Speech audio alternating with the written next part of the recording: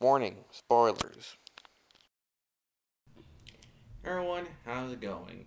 I was gonna wear a vampire outfit, but unfortunately, the only vampire related thing I was able to get were the glasses. So let's begin this review on Carnage. The story begins with Doppelganger, one of Spider-Man's many clones and Carnage's old partner in the story, Maximum Carnage, going after a truck that's run by a man named Michael Hall. Now, Michael Hall is a scientist, and like many scientists, attempted to make duplicates of the Iron Man armor. Speaking of Iron Man, he notices Doppelganger and calls Peter to help. They go after Doppelganger, and Peter talks about how the last time he saw Doppelganger, he was working with Carnage and nearly destroyed the city and drove it all nuts. And when they finally catch up to him, they meet these armored guys who work for Michael Hall. Now there is a group of these guys. I don't remember these if this group had a name, but the name of these guys were like very Transformers like. Like one was called Royale Blue, Fire Brick, Paris Green, and I think one was called Burn Orange. I think they all had very weird Power Rangers or Transformers like names. Like I'd see him in one of those shows. Uh, but they take down Doppelganger, but they also blew off a woman's arm by mistake. They take Doppelganger, and we find out that what was in the truck was Scream, Carnage's old girlfriend. Well, not Scream, Shriek, Carnage's old girlfriend. And, she is not as, what she was before. She's not as crazy or manic. She's very calm and very frightened. We also find out that Michael Hall this whole time has been using the Carnage symbiote.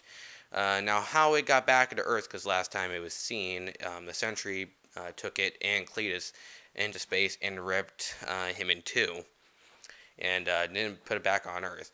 Yeah, it turns out that the suit was able to keep Cletus alive for a long period of time, to the point where it was almost dying, and it eventually crashed into a satellite in the Earth. Michael found it and took the suit back and was able to get it back, give it back its full strength, to use it to bond with cybernetics, making his own type of symbiote robotic hybrid, which I think was pretty interesting. As for Cleus Cassidy, he survived. They actually kept him alive, and they gave him robotic legs. Now, this is the thing that bothered me here. Now, I'm happy that Cleus Cassidy was back in the story because, I was really bummed out the way he died in New Avengers Breakout. But really, I can understand that Michael Hall probably would want to keep him alive, but why would they give him legs? And also, they don't recognize him. I don't know how the hell they don't recognize Cletus Cassidy. This man has been on the news even before he was Carnage.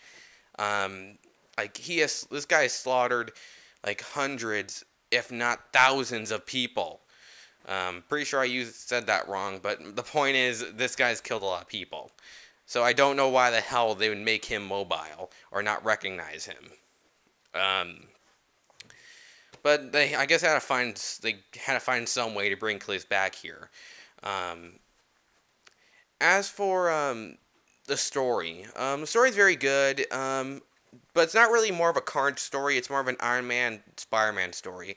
In fact, that this story was actually supposed to be called Iron Man, Spider-Man, but it was eventually just changed into Carnage, which I think they should have just kept it as an Iron Man, Spider-Man story, since Carnage is not really in the story, and there's not really much blood and gore until the end.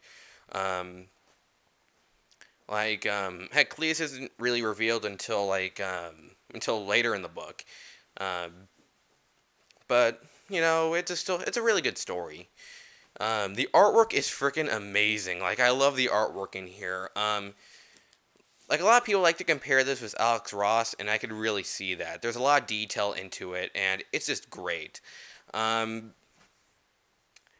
and like this is really good. If you are a fan of Carnage, I say pick it up. Like it's not as dark as most of the Carnage stories, but it's a great Iron Man Spider-Man team up, and it's a great way to bring the character back. That's all I gotta say. Goodbye.